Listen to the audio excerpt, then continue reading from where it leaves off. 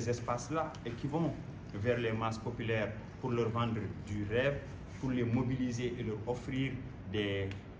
campagnes kermessielles, excusez le néologisme, au lieu de débats profonds sur les orientations que nous devrions en fait inaugurer quant justement à la situation mutante d'un monde qui change à vitesse grand V. Écoutez, moi j'invite tous les Sénégalais à dénoncer ces partis à défaut de les détruire et collectivement que nous réfléchissons à mettre en place un nouveau leadership qui sera cette fois-ci horizontal, inclusif et voilà, qui sera à l'écoute du plus grand nombre et non point justement un instrument de promotion sociale d'une bourgeoisie comprador qui ne sait plus faire du pouvoir et de ses compétences et moyens intellectuels qu'il devrait mettre au service de la nation. Avant d'aller en Wolof, concrètement, quelles sont les problématiques que vous avez essayé de toucher dans le livre? Bon, en fait, j'ai une vision un peu panoramique parce que ça tient justement, comme je l'ai dit, de mon parcours militant, mais je pars du constat de l'échec des assises nationales parce que j'ai été un des animateurs des assises nationales au niveau de la diaspora. Je ne me suis pas gêné à voilà, mettre la main à la poche, à venir à Dakar, rencontrer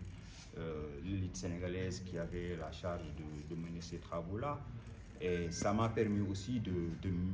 m'imprégner de toute l'historicité des différents combats que les générations, les unes après les autres, ont eu à mener.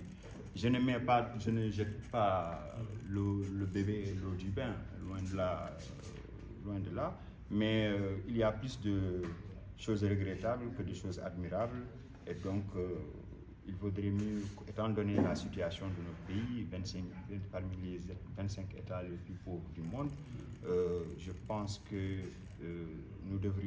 gagnerions à être humbles, nous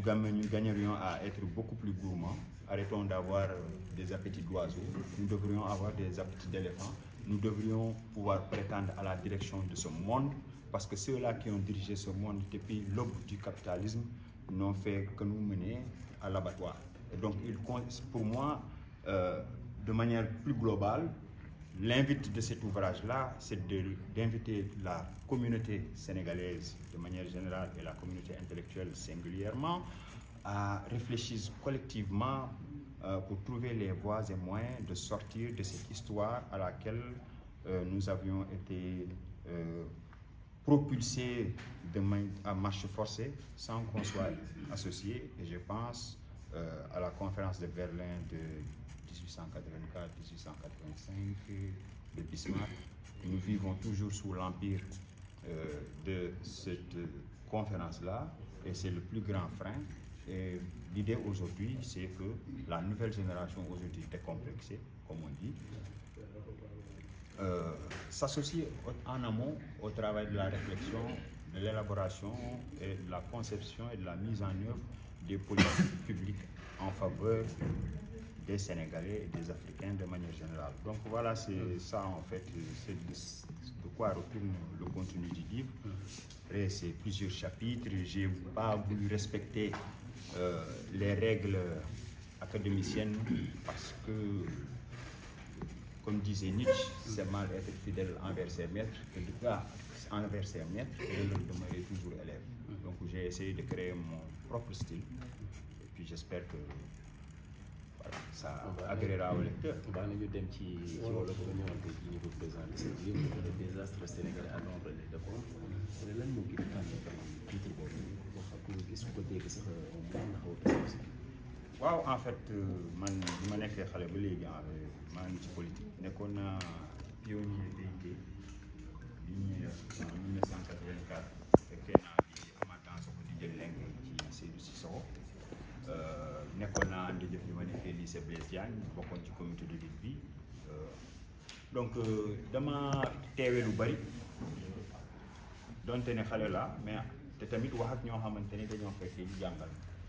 ma bokkoon aussi ci ay kuréel yu bëri ak ay penc yoo xamante ne askan wi dañ cee daje di diisoo di waxtaan di jéem a xool nu ñu génnee suñu dëkk ci situation bi nekk bokkoon naa ci assises nationales yi donc loolu yëpp moo ma permettre ma am ay xibaar ak ay information yoo xamante ne moo may permettre ma am sama propre opinion donc sama propre opinion mooy du ma xoolee li nga xamante ne Sénégal waroon na weesu fii parce que du problème de compétence la ñu am du problème de qualité de ressources humaines la ñu am problème de volonté politique la ñu am ak problème de amour de notre pays et aussi problème boo xamante ne est-ce que ñu ngi ñii di jiiti ci kaw ñu ngi bàyyi xel askan bi problème boobu nag tant que bàyyiwuñu xel askan bi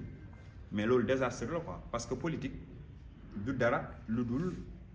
xalaat nu ñuy mën a defee askan wi am épanouissement nag c'est pas matériel c'est pas des bâtiments c'est fabriqué di defar ay nit yoo xamante ne fu ñu mën a dem ci àdduna dañ leen di respecté dañuy nawloo wante ak ñu fay fekk mais ñun dañoo am njiit yoo xamante ne seen bopp seen njaboot seeni xarit seen askan te loolu dara lalu ko lu dul façon bi ñuy manager parti politique yi loolu moo tax may woote pour ñu constater date limite de consommation des partis politiques ni médicaments yi amee date limite de consommation yaakaar naa parti politique yi dañoo atteindre seen date limite de consommation parti politique yi nag du moom moo ŋànk démocratie volonté populaire la ak waxtaan ba diisoo d'accord ci ban mode opératoire la ñuy organiser jeu bi organiser dévolution pouvoir bi organiser exercice pouvoir bi loolu la ñu ciy waxtaan d'accord ci et soxlawul forcément parti politique parce que parti politique ay politiciens rek lay profiter depuis 60 ans loolu la ñu nekk di dund man xaar yàlla laa juddoo màgg école moo ma permettre école sénégalaise moo ma permettre ma am li ma am mais c'est que lu as tuut lu ma mën a xam ak lu ma mën a def ak lu ma mën a kii yaakaaruma tey la nouvelle génération yi judd nii état Sénégal may na leen ko parce que bi ñuy jël indépendance on était quoi 3 millions mais léegi on est 20 millions et on fonctionne ak ni ñu doon gérer 3 millions nan nga mënee nan la xel mënee xalaat loolu te loolu yëpp parti politique yi ñooñu ko yóbbee loo tax ma ne nag c'est un désastre. alors boo doon tënk livre bi ci ponk yi nga xamante ne abordé nga ko lan lañ ci mën a retenir exactement. moom laa xaw a jéem a wax nii quoi mais mën naa ko. waaw c'est que en fait Sénégal dafa nekkoon ci yoon bu baax te waroon cee mën a nekk waroon cee mën a sori tey 60 ans après dañoo constaté ne. c'est-à-dire li ma doon wax sànq l'épine n'a pas tenu la promesse de la fleur waaw dañu ne woon gars yi dinañu defal bougainvilliers yu bëri yu rafetal affaire yi fi misaal laay wax daal mais ñu xëy kese lañ ci fekk te boobu ba léegi ñu naan nañ xaar te fu mu ne nii ndaw yi gën nañu bëri te adduna bi ni muy doxee tey c'est à vitesse grand V xale yi dañoo yàkkamti xaaratuñ te jëluñu temps tamit former leen yaatal leen boole leen ci. donc loolu moo tax ma ne man du ma intellectuel militant la mais dama ne naa jël sama courage à 2 mains ma bind je ne m'adresse peut-être pas au Sénégalais lambda mais je m'adresse à cette élite-là pour leur dire que xale bi juddoo gétoo doon dox xaar yàlla ba Blaise Diagne pour uti xam-xam tey moo ñëw wax leen seen i mbaaxuma. solution bi lan la pour Sénégal génn ci guddi. solution bi mooy li ma la wax rek nañu arrêter démocratie de type parti bi boo xoolee tey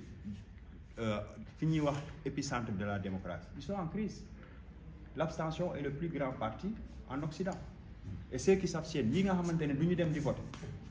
du ñoo xamante ne dañoo umpale ñu jàng am xam-xam am liggéey am situation dem xam ne politiciens yi ñoom ci seen dëkk nekkaluñu leen fi te ñoom ni ñu leen di représenter neexu leen moo tax abstention bi am foofu te bu fekkee ne dañoo mobiliser électorat bi seen dëkk yooyu xam nga ñan la ñuy mobiliser ñi nga xamante ne ñoom ñooy li parti yi di jot a mën a manipuler te ñu ci ëpp gisoo leen ay front national ay extrême droite mooy dem parce que vote sanction la si ñi leen di jiiti ñi nga xamante ne dañuy jël ay engagement ay programme bu ñu nee dañ koy nar a def nga gis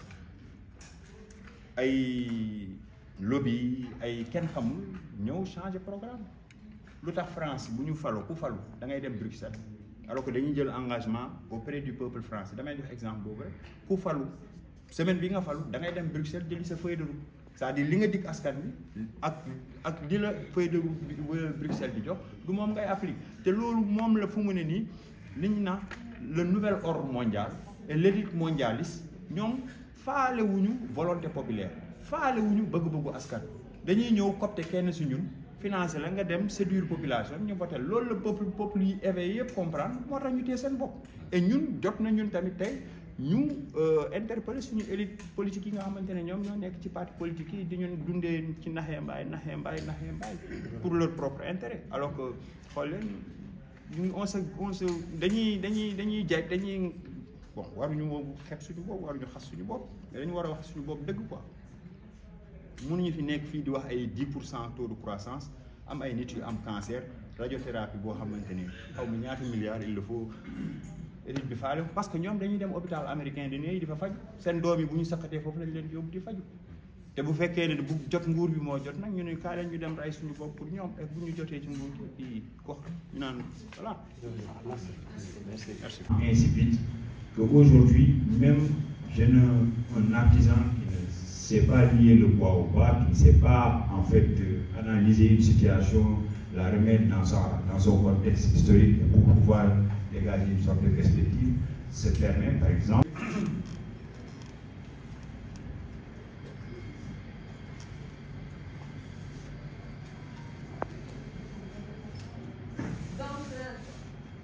Vous voulez prendre la parole? Voilà. Une femme. Et puis on dirait comme ça, c'est pareil, les femmes ici, les hommes là. Qui est Michel? Donc Michel, est-ce qu'il y a d'autres intervenants? Bayo. Ensuite, bon, nous avons les cas 5.